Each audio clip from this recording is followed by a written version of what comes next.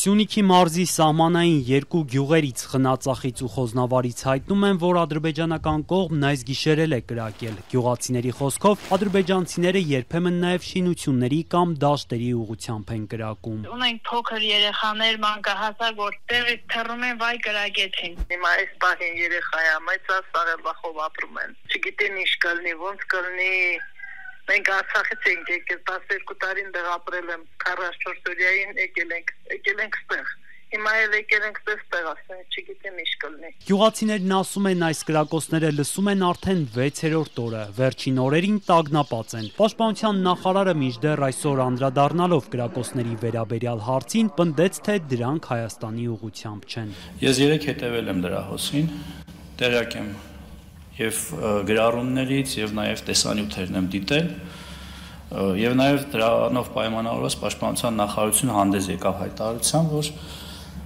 սահմանի երկայնքով լինում են դեպքեր, երբ կան կրակոցներ, սակայն դա Հայաստանի Հանրապետության ուղղությամբ չէ։ Եվ բնականաբար դրանք այն դեպքերն են, որոնք վտանգ չպարունակելով մեր կողմից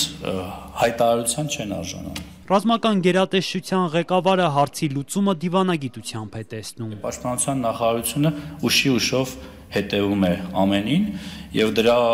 լուծման ճանապարհը մենք կարծում ենք, որ դիվանագիտական ճանապարհն է եւ մենք հարցի կարգավորումը հենց այդ կերպ ենք պատկերացնում եւ իրականացնում։ Այսօր ավելի վաղ նախարարությունից Ազատությանը հայտնել էին, որ հայկական դիրքերի ուղղությամբ թիրախային նպատակային կրակոցներ կամ ինտենսիվ խախտումներ չեն արձանագրվել։ Գյուղերի ուղղությամբ թիրախային կրակոցների վերաբերյալ եւս ըստ ռազմական կառույցի այդ պահի դրությամբ տեղեկություններ չեն ստացել։ Հրադադարի ինտենսիվ, էական եւ թիրախային խախտման պարագայում պաշտպանության նախարարությունը հանդես է գալիս պաշտոնական հաղորդագրություններով։ Իշխող ուժից Սյունեցի պատգամավոր Նարեկ Ղահրամանյանն էլ էր այսօր խորհրդանում պնդում կրակոցները թիրախային չեն, բայց պատգամավորը չթաքցրեց, գյուղերում անհանգստություն կա։ Անհանգստությունը այո կա, բայց վտանգ չկա այն առումով, որ կրկնում եմ, նախ իրանք ինտենսիվ բնույթ չեն կրում, երկրորդը չեն թիրախավորում կոնկրետ մեր դիրքերը եւ այսպես ասած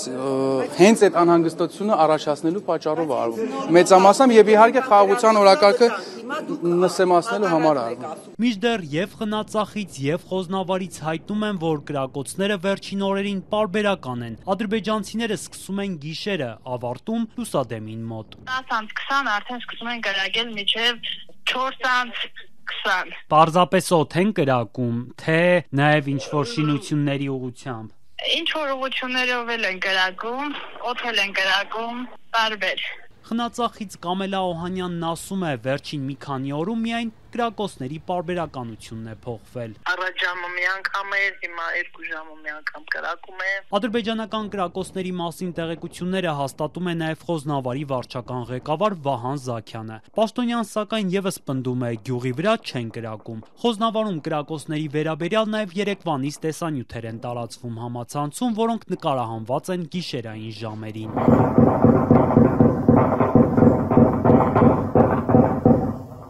Հիմա հանգիստ է, լրիվ նորմալնի, մարդիկ իրենց նորմալի կյանքով ապրում են։ Կրակոցները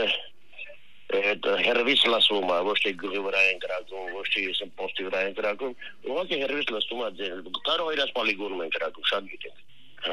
Ենքան որ ոչ տենում են կրակողում, ոչ էլ բանագարի գյուղի վրա։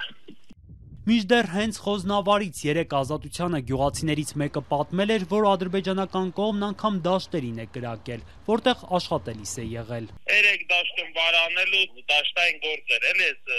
վար ենք որանը, այդտեղ է վարանելուց ես անձամբ ես մեր վրա էլ Անցած շաբաթավերջին տեղեկություններ կային նաև Սոտքում հնչած կրակոցների մասին, սակայն պաշտպանության նախարարը խուսափել էր ուղիղ պատասխանել հարցին եւ միայն հայտնել, թե իր ղեկավարած գերատեսչությունը հաղորդագրություն տարածում է վտանգավոր կրակոցների ու խախտումների մասին։ Ադրբեջանական կողմից այս կրակոցների մասին տեղեկություններից առաջ Բաքուն ինքն էր անընդհատ հայկական կողմին մեղադրում իր դիրքերը թիրախավորելու համար։ Պաշտոնական Երևանը կտրականապես հերքում էր ադրբեջանական կողմի պնդումները։